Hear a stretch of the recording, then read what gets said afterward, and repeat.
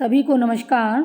Hello Hindi channel पर आप सभी का स्वागत है। प्रिय विद्यार्थियों, आज की इस वीडियो में हम पढ़ने जा रहे हैं जयशंकर प्रसाद के द्वारा लिखी गई कविता आंसू।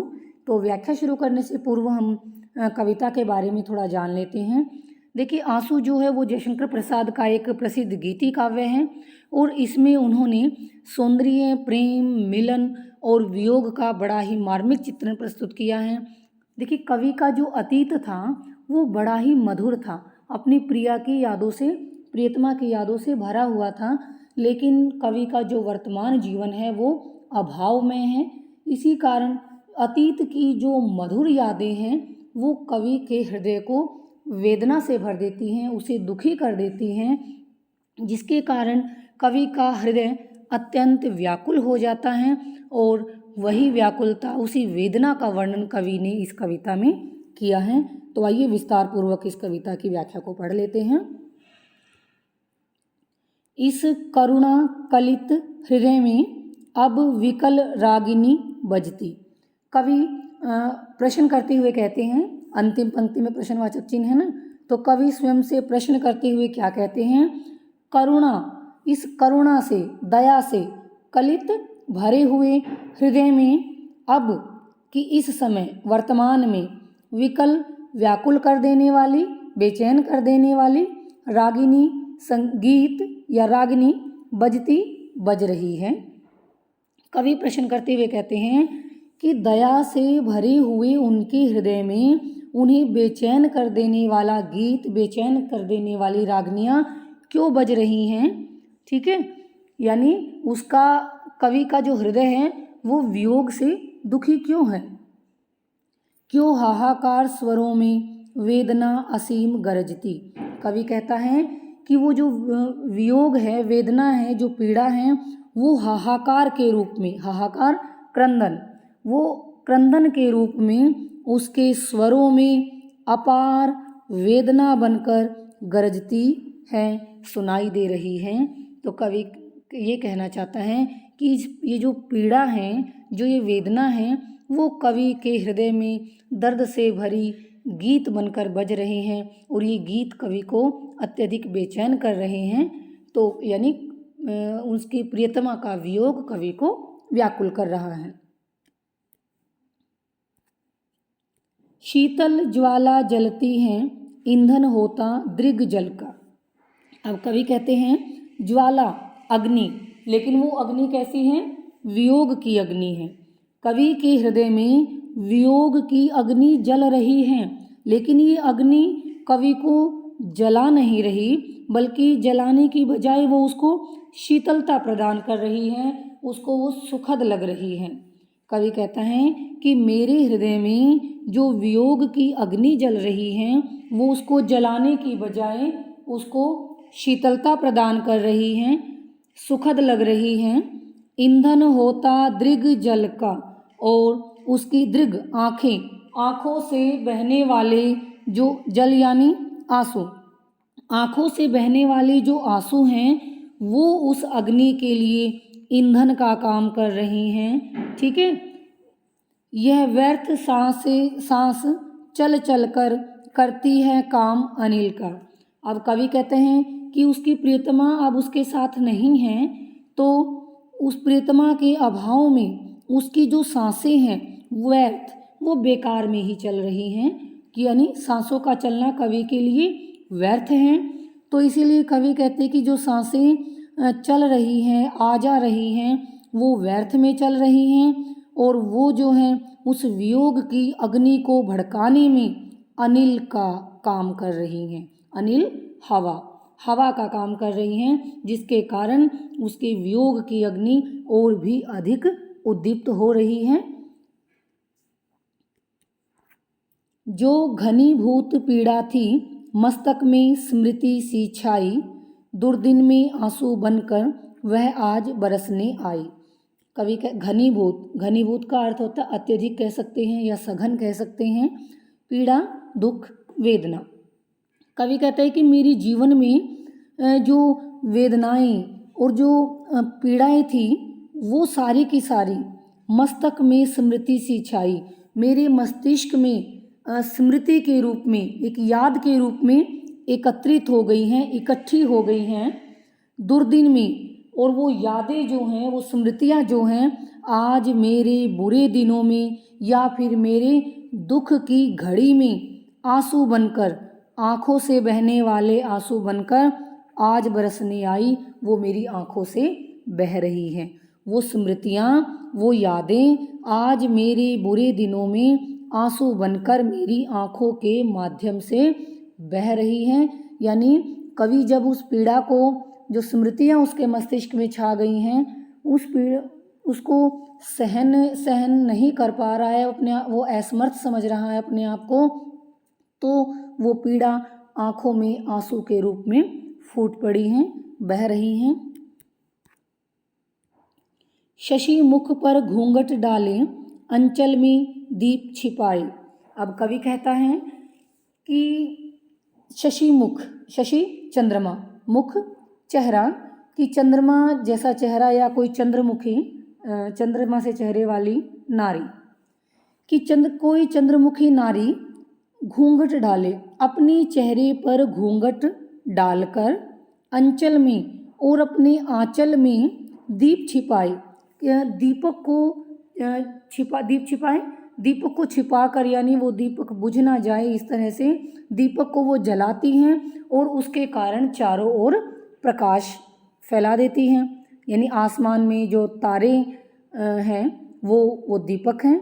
ठीक है, कि चंद्रमुखी जो नायिका हैं, चंद्रमुखी नारी अपने चेहरे पर घूंघट डालकर और अपने आंचल की ओट में उन दीपक को जलाकर चारों ओर प्रकाश बिखेर देती हैं। उसी प्रकार जीवन की गोधूली में, गोधूली संध्या का समय, कवि कहते कि मेरे जीवन की उस गोधूली में, संध्या के समय में, अर्थात कौन सा समय, कि जब कवि के जीवन में अंधकार छाया हुआ था। कैसा अंधकार? निराशा का अंधकार छाया हुआ था। तो उस समय उसके जीवन में कौतूहल से तुम आए। कौतूहल एक आश्चर्य बनकर, आश्चर्य कैसा? सुखद आश्चर्य बनकर। तुम हे प्रियतम, तुम मेरे जीवन में एक सुखद आश्चर्य बनकर मेरे जीवन में आए। ठीक है, और मेरे जीवन में जैसे दीपक जलाकर प्रकाश फैला दिया था, वैसे ही तुमने मेरे जीवन में आकर मेरे जीवन को उल्लास से भर दिया, आशा से भर दिया। बांधा था विधु को किसने इन काली जंजीरों में। अब कवि, विधु क्या होता है? चंद्रमा। तो कवि अपनी जो प्रिय हैं, प्रियतमा हैं, उसके मुख को चंद्रमा के, उसका मुख कैसा है? चंद्रमा के समान माना है उसने। और उसके चेहरे पर जो उसकी अलके बाल उसके हैं, केश जो हैं, वो उसको कैसे लगते हैं? जंजीरों के समान लगते हैं। बांधा था विधु को किसने इन काली जंजीरों से। कवि कहते हैं कि नायिका को देखकर ऐसे लग रहा था कि मानो चंद्रमा को किसी ने काली जंजीरों से बांध दिया हो। ठीक है, दोबारा सुन लीजिए। प्रियतमा का जो मुख है वो कैसा था? वो चंद्रमा के समान था। और उसके चेहरे पर जो उसके काले लंबे बाल थे, वो कैसे थे? जंजीरों की भांति थे। तो कवि कहता है कि उसको देखकर ऐसे लग रहा था मानो चंद्रमा को किसी ने काली जंजीरों से बांध दिया हो। मणि वाले फणियों का मुख क्यों भरा हुआ हीरों से। अब कवि कहता है कि जो मणि वाले फणियों, फणी मतलब, फण मतलब सांप, मुख उनका मुख, सांपों का मुख, कि सांप के मुख में तो मणियाँ सुशोभित होती हैं, सांपों के मुख में तो मणियाँ होती हैं, क्यों भरा हुआ हीरो से। लेकिन इन सांपों का मुख हीरो से क्यों भरा हुआ है? अर्थात क्योंकि नायिका के जो बाल हैं वो कवि को कैसे लगे? जंजीरों जैसे लगे, सांप जैसे लगे। और नायिका की मांग में जो वो हीरे जड़े हुए थे, तो उसको देखकर कवि को ऐसा लगा कि सांप के मुख में तो मणियाँ होती हैं, मणियाँ सुशोभित होती हैं, लेकिन इन सांपों का मुख हीरो से क्यों भरा हुआ है, अर्थात उस प्रियतमा की मांग में जो हीरे जड़े हुए थे उसके कारण कवि को ऐसा लग रहा था। अपने आंसू की अंजलि आंखों में भर क्यों पीता। अब कवि अपने आप को ही संबोधित करते हुए कह रहा है अपने आंसू की, कि अपनी पीड़ा को, अपनी दुखों को ही अंजलि, अपने हाथों की अंजलि में आंखों में भर क्यों पीता, कि अपने आंसुओं को तुम अंदर ही अंदर अपनी आंखों ही आंखों में क्यों पी रहे हो। ठीक है, कवि कहता है कि हे मन, तुम अपने दुख के आंसुओं को अपने अंदर ही अंदर क्यों पी रहे हो, उस दुख को अपने अंदर क्यों दबा रहे हो, उसे अभिव्यक्त क्यों नहीं कर रहे। नक्षत्र पतन के क्षण में उज्जवल होकर है जीता, कि जिस प्रकार नक्षत्र, कोई तारा पतन जब टूटता है क्षण, उस पल में, कि जब जैसे कोई तारा जब टूटता है तो उस पल में उज्जवल होकर है जीता, वो तारा टूटने से पहले और भी ज़्यादा चमकता है, प्रकाशवान हो जाता है, उज्जवल होता है। तो इसी प्रकार कवि अपने मन को समझा रहा है कि तुम भी अपनी पीड़ाओं को अभिव्यक्त करो, उनको बता दो, घुट घुट कर ऐसे अपनी पीड़ा को अंदर ही अंदर सहन मत करो। चुन चुन ले रे कन कन से जगती की सजग व्यथाएं। अब कवि अपने मन को आगे संबोधित करता हुआ क्या कह रहा है, चुन चुन ले कण कण से जगती की, इस संसार की सजग व्यथाएं, जो पीड़ाएं हैं। कवि कहता है कि हे मन, कि तुम केवल अपने दुख तक सीमित मत रहो, अपने दुख में मत डूबे रहो, संसार में और भी प्राणी हैं, व्यथाएं, संसार के और भी लोग दुखी हैं, पीड़ित हैं, तुम उनकी ओर भी ध्यान दो। तो कवि कहता है कि इस संसार के कण कण से, ठीक है, इस संसार के कण कण में जितनी भी व्यथाएं हैं, जितनी भी पीड़ाएं हैं, तुम उनको चुन लो, यानी उनको अपने अंदर आत्मसात कर लो, उनको अनुभव करो, महसूस करो उन पीड़ाओं को और उसे दूर करने का प्रयास करो। रह जाएंगी कहने को जन रंजन करी कथाएं, कि जब तुम उन दुखों को, उन पीड़ाओं को, ठीक है, उन दुखों को, पीड़ाओं को दूर करने का प्रयास करोगे, उनको दूर कर दोगे, तो रह जाएंगी, शेष बच जाएंगी क्या, जनरंजन, लोगों का मनोरंजन करने के लिए कथाएं, कहानियाँ। फिर लोगों को कोई कष्ट भी नहीं होगा, कोई दुख ही नहीं होगा, और वो सारी दुख और पीड़ा और व्यथाएं केवल और केवल लोगों का मनोरंजन करने के लिए कहानी मात्र बनकर रह जाएंगी, सुनाने के लिए, बस लोग उनको मनोरंजन करने के लिए कहानी के रूप में ही सुनाएंगे, क्योंकि उनके दुखों को दूर तो तुम कर दोगे, इसीलिए तुम केवल अपने दुख से दुखी मत हो। इस व्यथित विश्व पतझड़ की तुम जलती हो मृदु होली। अब आगे कवि कहते हैं, अब अपनी वेदना को, अपनी पीड़ा को संबोधन करते हुए कहते हैं, इस व्यथित दुखों से दुखी, वेदना, पीड़ित, दुखों से भरे हुए विश्व, संसार, कि ये सारा संसार जो है वो दुखों से पीड़ित हैं, दुखी हैं, पतझड़ की, और उसकी दशा भी कैसी है, पतझड़ के समान हो गई है, कि जैसे वृक्षों से जब पत्ते झड़ जाते हैं तो वृक्ष का स्वरूप कैसा हो जाता है, ठीक है, उसी प्रकार ये संसार जो है, इससे पत्ते तो नहीं, इससे क्या झड़ रहा है, पतझड़ में आशाएं, उम्मीदें, उसकी उम्मीदें टूट रही हैं, ठीक है। तो कवि कहता है कि ये सारा संसार किसी न किसी पीड़ा से पीड़ित है और इसकी दशा जो है वो पतझड़ के जैसी हो गई है।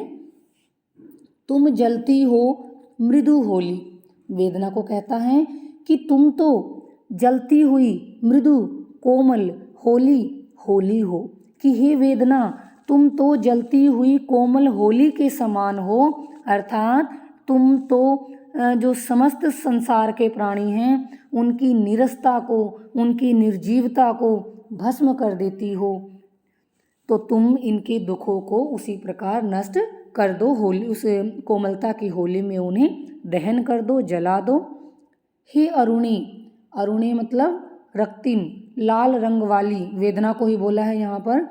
हे अरुणी, हे वेदना सदा सुहागिनी, तुम तो सदा सुहागिन रहने वाली हो, तुम तो सदा सुहागिन रहोगी। क्यों? क्योंकि जब तक यह संसार रहेगा तब तक तुम किसी न किसी वियोगी व्यक्ति के हृदय में विद्यमान रहोगी। कोई न कोई वियोगी मनुष्य होगा जरूर और उसके हृदय में तुम्हारा वास होगा। इसीलिए हे वेदना, तुम तो हमेशा सुहागिन रहने वाली हो। मानवता सिर की रोली, तुम मानवता, संपूर्ण मानवता के सिर शीश पर रोली, एक कुमकुम का लगा हुआ तिलक हो। तुम तो इस संपूर्ण मानवता के सिर पर कुमकुम के तिलक के समान सुशोभित होती हो।